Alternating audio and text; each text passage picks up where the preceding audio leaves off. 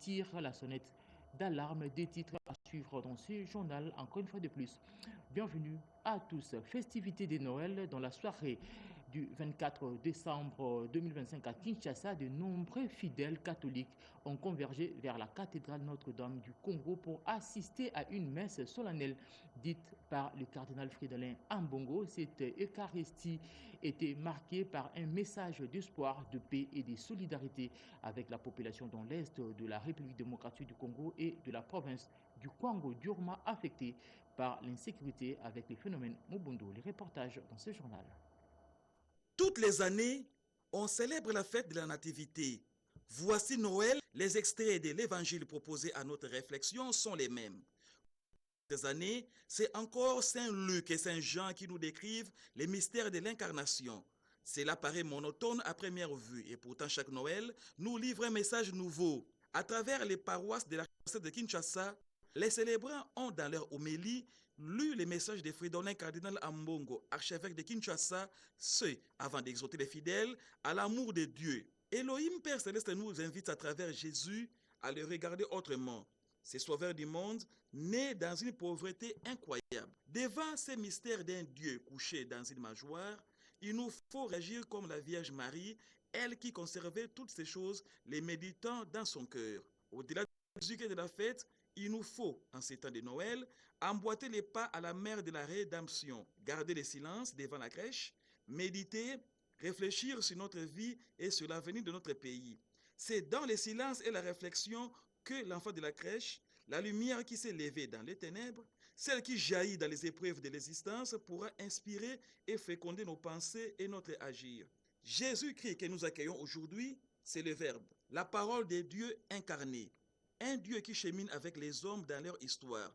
Il prend notre condition humaine, il partage notre vie en tout ses péchés.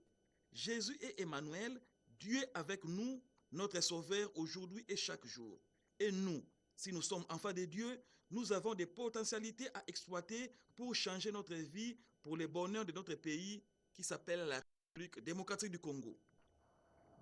Un reportage signé Jacques Moukoumina Sedouga. De même à la communauté baptiste du centre de l'Afrique, la célébration de la naissance du Christ dans un contexte de l'occupation rwandaise dans l'est de la RDC. Un seul message, la paix comme une nécessité vitale pour les Congolais. Une célébration placée sous les signes de la solidarité avec la population dans l'est de la RDC. Cérémonie présidée par le pasteur Jean Mengi. D'autres détails dans ce reportage. Tous les chrétiens à travers le monde, les fidèles de l'église locale Sebeko Kintambo francophone ont célébré ce jeudi 25 décembre 2025 la fête de la nativité de l'enfant Jésus, le sauveur de l'humanité. Sous le thème « Naître de nouveau », une voix incontournable, l'officiant du jour, le pasteur Jean Mengi, a axé son sermon tiré du livre de Jean chapitre 3 versets 1 à 6, centré sur l'importance de la nouvelle naissance, condition primordiale et incontournable pour devenir enfant de Dieu et d'hériter la vie éternelle. Il a invité les enfants de Dieu à vivre réellement la vie chrétienne qui est une vie de surnaturel dirigée par le Saint-Esprit. Le cœur de l'homme, l'intérieur est transformé et cela va se faire voir au plan extérieur. La transformation, elle est très importante parce que c'est au travers de la transformation qu'on voit les fruits de la vie chrétienne.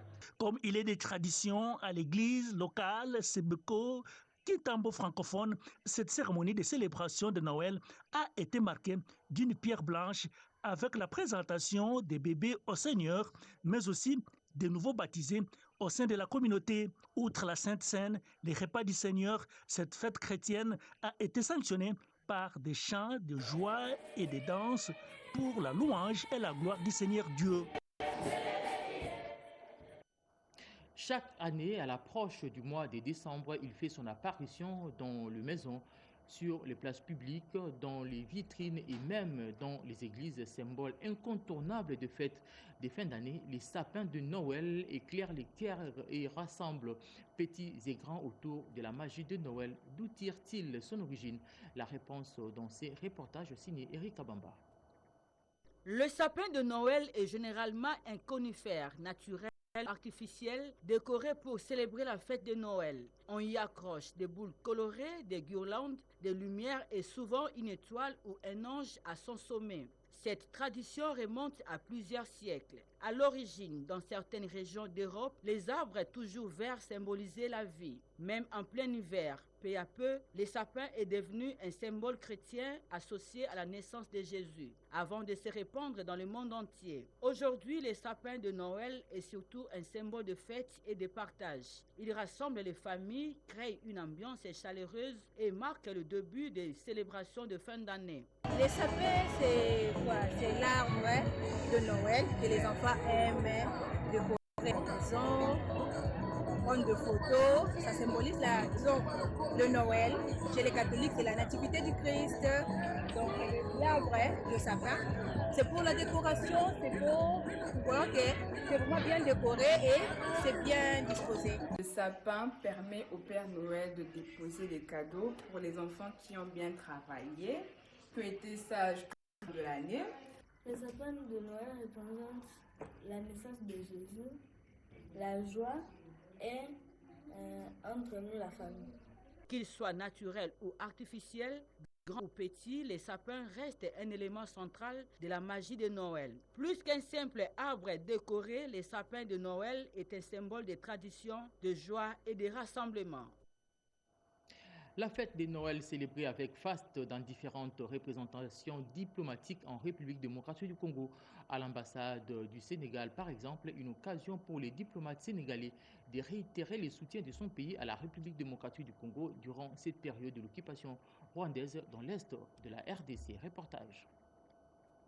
Il a recréé la joie parmi les enfants de la communauté congolaise vivant à Dakar au Sénégal. Autour de l'ambassadeur de la RDC, accrédité au Sénégal, Christophe Muzungu, a fêté Noël aux côtés des enfants congolais par la remise des cadeaux. Vous êtes invité à l'ambassade aujourd'hui. Qui vous a invité? Jésus a envoyé des cadeaux pour vous. Vous avez les cadeaux? Les invités de l'ambassadeur de la RDC au Sénégal, le tout petit, ont salué l'initiative de Christophe Muzungu. La fête s'est bien passée, j'ai joué, j'ai bien mangé, j'ai bien parlé, mais j'ai pas encore eu mon cadeau. J'ai bien rigolé, j'ai bien parlé et j'ai bien lu la parole. Je suis venue pour prendre les cadeaux, pour fêter la Noël aussi. Je vis à Dakar depuis plus de 20 ans. C'est une première depuis qu'on est là. Vraiment, ça fait plaisir. On était là pour le partage des cadeaux de Noël, un petit pot avec les enfants et l'ambassadeur. Vraiment, ça s'est très bien passé. Et nous prions à ce que ce genre d'événements puissent continuer d'année en année. Nous étions venus ici répondre à l'invitation de son Excellence, M. Christophe Muzungu, qui est l'ambassadeur ici au Sénégal à Dakar. Et c'était une très bonne chose. Les enfants ont eu à passer des moments de festivité avec lui à l'occasion de Noël. L'enfant Jésus est né dans le cœur de tout petit des Congolais vivant au Sénégal. Et durant cette période des festivités de fin d'année, la police nationale congolaise redouble d'efforts pour garantir la sécurité de la population. Des patrouilles ont été organisées afin de lutter contre la recrudescence de la criminalité urbaine. C'est l'inspecteur général de la police nationale congolaise qui a procédé au lancement de cette opération. Reportage. La police nationale congolaise en alerte maximale pour sécuriser la capitale. En pleine festivité de fin d'année, l'inspecteur général de la police nationale, le commissaire divisionnaire principal, Philémon Mouchidiave, monte en première ligne pour assurer la sécurité des Quinois. Dans l'enceinte de la maison communale de Kalamou, il a tenu un important briefing avec le chef d'équipe déployé sur le terrain. Objectif, garantir une présence policière continue, 24 heures sur 24, dans les 24 communes de la capitale. Nous sommes venus en appui pour déceler les mauvais policiers, au lieu de faire du travail, et ils sont là pour tracasser, pour voler. C'est là que nous allons nous occuper d'eux. C'est ainsi que la population, je dis à la population, qu'aujourd'hui elle sera joyeuse, parce que toutes les mesures ont été prises pour que cette population fête. Le général Patience Mouchidiave a insisté sur le fait que tout abus ou dérapage sera sanctionné. L'inspection générale de la police nationale congolaise entend suivre de près l'exécution du plan sécuritaire. Accompagné de son adjoint, le commissaire divisionnaire Roger Nsinga, il a également échangé avec les bourgmestres de Kalamou, l'invitant à une franche collaboration en cas d'éventuel incident. Kinshasa veut vivre un réveillon sous haute vigilance, mais dans la paix. Et je le disais dans les titres, un ravin coupe en deux la voie ferrée et entrave le trafic à Kananga. De fortes pluies qui se sont abattues sur cette ville a provoqué des dégâts matériels importants. La situation risque de provoquer une crise économique et alimentaire. La société civile alerte sur la réhabilitation urgente de ces routes, de ces chemins de fer. D'autres détails dans ce reportage. À Benaleka, dans les territoires de Demba, un ravin géant menace d'engloutir la route nationale numéro 41 et la voie ferrée. Sur le terrain, l'érosion progresse chaque jour. Les habitations disparaissent, les familles fuient, la circulation est devenue dangereuse et les activités commerciales sont presque paralysées. Face à l'urgence, une opération de sauvetage a été lancée. L'Office des routes, la SNCC et l'honorable Thierry Moulumba Mpandangila unissent leurs moyens pour stopper les ravins. La SNCC intervient pour protéger la voie ferrée régulièrement rongée par les eaux érosives. Et en synergie avec l'honorable Thierry Moulumba Mpandangila, ils fournissent un appui logistique et financier pour l'exécution des travaux de sauvetage. Un devis a été transmis au ministre des Infrastructures pour une solution durable. Il n'y a pas de cash. Nous, Office de route, nous sommes un instrument de l'État qui a quand même une hiérarchie au niveau national. Le devis est déjà placé pour les travaux de la lutte anti-érosive de Beneleka ici, et même la route en soi, la RN 41. L'administration, ça traîne un peu. C'est ici qu'il y a un bon faiseur, un fils du coin, qui a écouté les oreilles de tout le monde. Il a eu des plaies partout. Thierry Moulumba Mpandangila, qui a songé, qui a fait sortir de sa poche une somme pour faire les travaux de sauvetage ici en attendant les financements. En attendant la réponse du gouvernement central, cette synergie locale tente d'éviter les pires. Une marche spontanée a eu lieu à Benaleka ce 20 novembre 2025. Les manifestants ont demandé l'intervention urgente du président de la République et ont exigé du gouvernement et du ministre des Infrastructures et Travaux publics un traitement avec diligence du devis transmis par l'Office des routes afin de matérialiser la vision du chef de l'État en faveur du développement à partir de la base.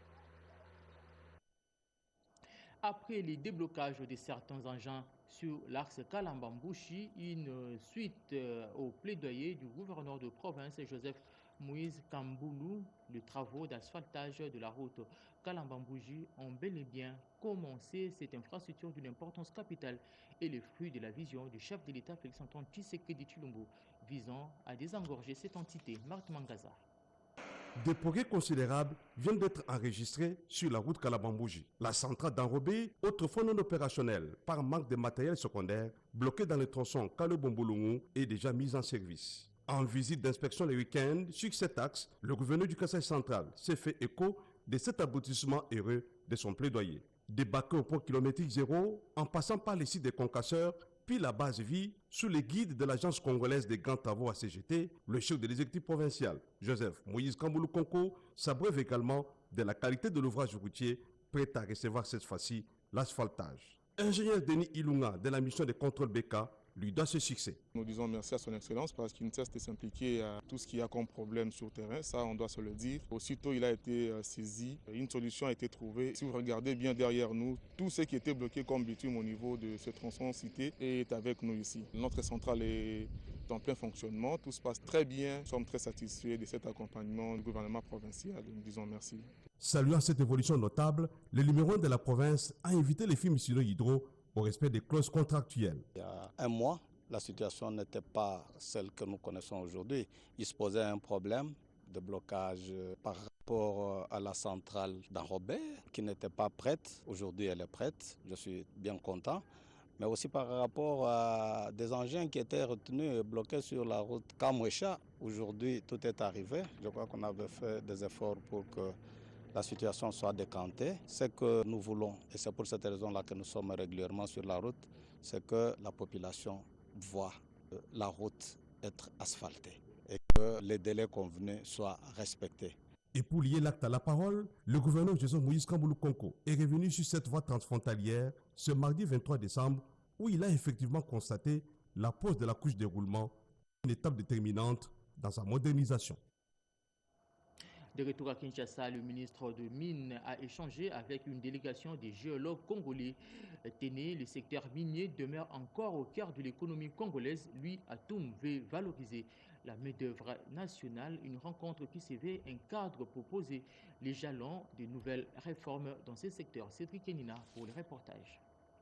Depuis son arrivée à la tête du ministère des Mines, le ministre Louis Atoum Kabamba œuvre à la mise à disposition des moyens en faveur des géologues congolais, acteurs clés de la connaissance du sous-sol national. C'est dans cette dynamique que le ministre des Mines a accordé une audience à une délégation des géologues congolais conduite par le deuxième vice-président de l'ordre des géologues, M. Patrick Tchey. Au cours de cette rencontre, la délégation a présenté l'ordre des géologues et la commission des géologues, leur mission et leur rôle stratégique dans l'encadrement de la profession et le développement de l'exploration géologique en République démocratique du Congo. Il a été question de présenter l'ordre et la commission spéciale au ministre. Au-delà de ça, nous avons également touché à d'autres sujets, des sujets en rapport avec la valorisation du patrimoine géologique national. Les géologues sont très disponibles pour travailler ensemble avec le ministère des Mines. Présente à cette audience, la délégation, accompagnée du secrétaire général de l'Ordre des géologues, s'est dite satisfaite de la qualité des échanges et encouragée par l'engagement du ministre en faveur d'une exploration géologique souveraine et durable. On a également parlé de l'identification des structures, comme des bureaux d'études qui vont travailler avec le service géologique national. Une vision qui confirme la volonté du gouvernement de renforcer les compétences nationales et de bâtir une gouvernance minière fondée sur la connaissance du sous-sol congolais. Une rencontre stratégique a réuni dernièrement le médecin chirurgien de Kinshasa et ceux de province dans l'optique de relancer et réorganiser la pratique de la chirurgie en République démocratique du Congo, initiative de la faculté de médecine de l'université de Kinshasa, et c'est le doyen de la faculté de médecine qui a présidé cette rencontre, nous dit Grace Maosso dans ce reportage. Cette rencontre a eu pour objectif de redynamiser la Société congolaise de chirurgie, une structure appelée à jouer un rôle clé dans l'encadrement de cette discipline médicale particulièrement sensible. Aujourd'hui, au Congo, en général, la chirurgie se fait par n'importe qui, n'importe comment. Nous avons la possibilité de proposer des normes que les instances organisationnelles de la pratique médicale peuvent faire appliquer au niveau du pays. On mettra en place complètement une société qui va réunir tous les chirurgiens, mais cette société sera une société générale. Entre-temps, chaque spécialité aura sa société qui fonctionne déjà. La réglementation de la pratique chirurgicale, l'élaboration et les normes nationales et internationales afin de garantir des soins de qualité et sécurisés pour les patients figurent parmi les missions assignées à cette société. Nous avons rappelé à toutes les disciplines, absolument, de s'organiser en société pour que tout chirurgien, chacun dans sa spécialité, se retrouve dans la société. Et donc, après, de manière confédérée, comme une grande confédération, chaque discipline se retrouvera alors dans cette grande société que nous allons appeler la Société des chirurgies du Congo. Présent à ces assises, le directeur pays de l'opération Smile a réaffirmé l'engagement de son organisation d'accompagner cette société congolaise de chirurgie. Créé en 2019, le corps de l'élite scientifique de l'UDPS fait le point sur les 6 années de son existence. Scientifiques et cadres du parti présidentiel se sont réunis autour de la ministre de l'Enseignement supérieur, universitaire et recherche scientifique et innovation, Marie-Thérèse Sombo, pour évaluer les travaux accomplis et en même temps renforcer leur engagement aux côtés du chef de l'État Félix-Antoine Tshisekedi Tshilombo et réaffirmer le rôle de la recherche scientifique dans la recherche de la paix et le développement en République démocratique du Congo. Alain Bikaï. Au centre de ces échanges, l'apport du corps de l'élite scientifique de l'UDPS dans l'action politique et le développement du pays. Présente à cette rencontre, la ministre de l'Enseignement supérieur, Recherche scientifique et Innovation a encouragé les membres de ces structures informées de l'UDPS à garder les caps et à accompagner le chef de l'État Félix Antoine Tshisekedi dans ses efforts pour le retour de la paix et la stabilité nationale. Dans sa prise de parole, le coordonnateur national du corps de l'élite scientifique a appelé ses cadres à réduire d'efforts, notamment dans l'encadrement des jeunes et la recherche des solutions concrètes aux problèmes majeurs de la société congolaise. Depuis sa création, notre corps s'est donné pour mission d'apporter à l'UDPS une expertise crédible, fondée sur la recherche, l'analyse, l'innovation, la rigueur académique. À son tour, les coordonnateurs scientifiques, le professeur Jean-Marie Béakamba, doyen de la faculté polytechnique de l'université de Kinshasa, est revenu sur les performances réalisées au cours de ces 6 années d'existence avant de tracer les perspectives d'avenir de ces structures techniques du parti présidentiel. Nous avons fait beaucoup d'activités et le principal qu'on a retenu, ce sont nos conférences qui sont devenues notre marque de fabrique. Nous avons besoin de grandir davantage, d'impacter davantage notre pays. Cette rencontre a également permis de mobiliser les membres autour de la nécessité de doter les corps de l'élite scientifique de l'UDPS d'infrastructures modernes à la hauteur de son rôle stratégique dans l'accompagnement des politiques publiques en République démocratique du Congo. Dans ces cartons contient de produits pharmaceutiques, un lot important de médicaments remis au centre de santé de Kasenga. Nous sommes là dans la province du Haut-Katanga, une dotation du gouverneur de province afin d'améliorer les conditions des soins de santé de la population de cette entité. D'autres détails dans ce reportage. Kasenga, dernière étape de l'itinérance du gouverneur. Un mois après son passage à l'hôpital général de référence Kabuka, où Martin Kazembe Choula avait remis à ce centre une ambulance et assuré les frais d'hospitalisation de plusieurs femmes qui s'étaient accouchées pendant cette période. C'est mardi 23 décembre 2025, Martin Kazembe Choula vient de disponibiliser un lot important de médicaments à la zone de santé de Kasenga. Une brève cérémonie a été organisée dans l'enceinte de ce centre hospitalier.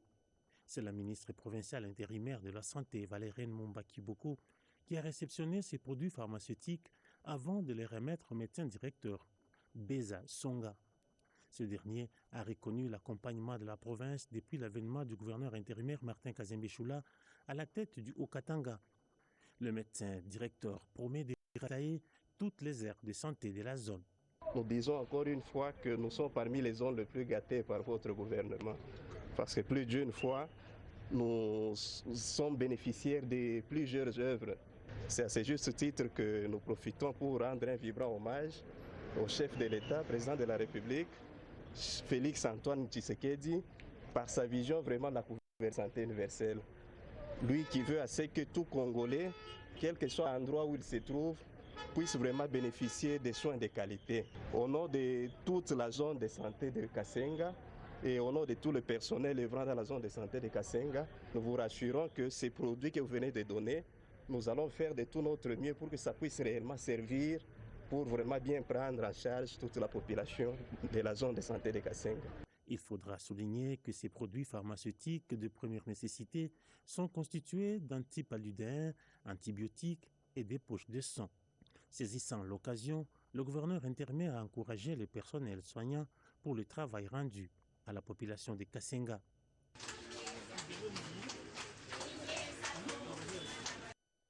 Et rendons-nous au Kasaï où le conseiller spécial du chef de l'État en charge du projet de développement de 145 territoires a réaffirmé l'engagement du gouvernement dans la mise en œuvre de ces programmes phares de développement. À la base, lors de son passage, il a évalué les progrès réalisés et encouragé les parties prenantes locales à maintenir la dynamique pour un impact durable sur les communautés. Reportage signé et rediscuté. Dans le Grand Kasaï, précisément à Katanda-Kabeya-Kamwanga et Lupatapata, le conseiller spécial du chef de l'État, chargé de suivi du PDL 145 territoires, Dieudonné Tiakambila, a constaté le progrès réalisé grâce aux travaux effectués dans le cadre de ce programme porté par le chef de l'État, Félix Antoine Tshisekedi Tshilombo. Des centres de santé sont construits et équipés Des écoles avec des salles de classe modernes et des bâtiments administratifs rénovés sont désormais opérationnels, améliorant ainsi l'accès aux services de base pour les populations locales, notamment pour les élèves qui peuvent désormais étudier dans les meilleures conditions. Nous avons fortement félicité le président de la République, son Excellence Félix Antoine Tshisekedi Tshilombo, parce qu'il a songé à nous pour nous doter un bâtiment ou une école moderne. Je remercie premièrement le président de la République puisqu'il a songé de nous et nous sommes maintenant très bien. Comment on nous a donné les bâtiments, on nous a donné qu'est-ce qu'il doit faire avec ça. C'est pour mettre les documents scolaires. Et après ça, il faut avoir même un ordinateur. Les bénéficiaires visiblement satisfaits ont exprimé leur gratitude envers le président de la République, Félix Antoine Tshisekedi Tshilombo, pour ces infrastructures qui changent leur quotidien comme jamais auparavant. Les PDL 145 territoires, vision du chef de l'État continue de transformer la RDC, un territoire après un autre, au grand bonheur de la population congolaise.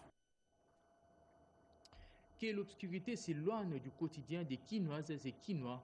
La SNEL y travaille. Le directeur général de cette entreprise, Teddy Luamba, a effectué une ronde nocturne pour s'assurer de la stabilité dans la desserte en électricité dans la capitale congolaise en cette période des festivités, nous dit Yvette Mankuntima et Edith Tchala dans ce reportage. Alors, nous avons levé l'option de l'enlever. Nous avons déjà une qualité disponible. Quand la capitale dort, lui veille pour que la lumière ne s'éteigne pas à Kinshasa.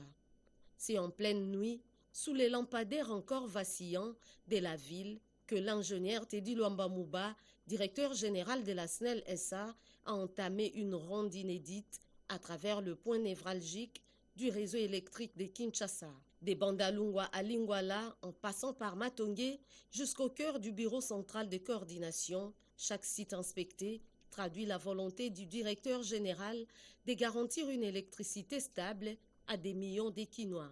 Une descente sur les terrains qui intervient en pleine opération d'assainissement du réseau électrique de Kinshasa. Jour de Noël ou pas, Teddy Luamba Mouba reste au front aux côtés des équipes techniques pour renforcer la fiabilité du service et rassurer les consommateurs. Vous savez qu'il n'y a pas longtemps, nous avons lancé une grande opération d'assainissement du réseau, mais aussi avec les festivités de fin d'année, il a été impérieux pour nous de pouvoir faire la ronde pour voir d'abord l'état du réseau, mais aussi venir en appui à nos équipes pour les réconforter, mais aussi surveiller si tout ce que nous avons donné comme consignes et indications ont été respectés. Leadership de proximité, contrôle rigoureux, présence sur les terrains, la SNEL SA applique désormais la recette d'un service public renouvelé. Deux évêques, le fidèle Eli Wazambo Njokolo, comme évêque de l'Esseko Maniema et Donatien, investis apôtres de l'Esseko Kinshasa qui ont reçu la bénédiction des consécrations le dimanche dernier.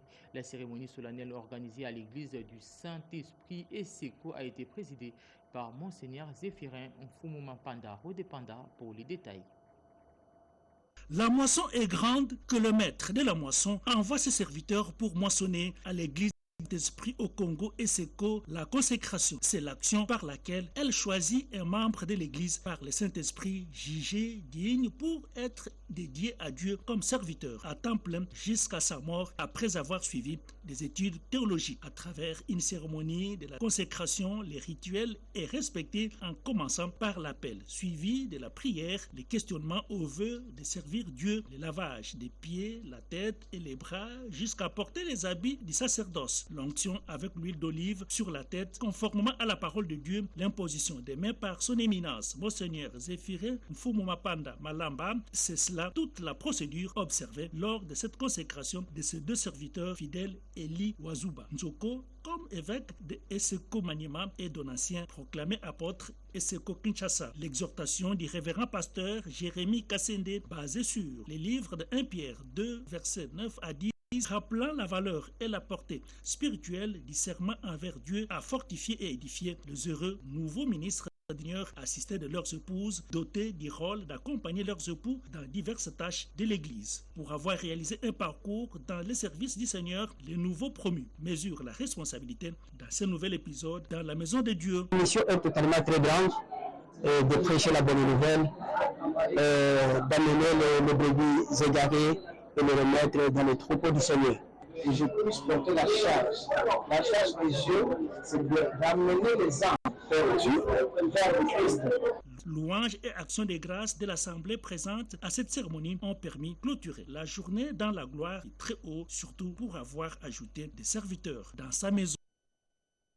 Ici que prend fin cette édition de votre journal télévisé. C'est vendredi 26 décembre 2025. Et hier, le monde chrétien a célébré avec ferveur la fête de Noël. Nous espérons que vous l'avez passé dans la paix, la joie et le partage. Merci de nous avoir suivis. Ce journal réalisé par Pécho Moubenga Yakasongo et Mamita Bangoulou. La partie technique était assurée par Yannick Yangumba Jetou Lusaki Ngalia. Le prochain rendez-vous est fixé pour vous tout à l'heure à 13h30. Restez connectés à notre chaîne pour la suite de nos programmes. À très bientôt.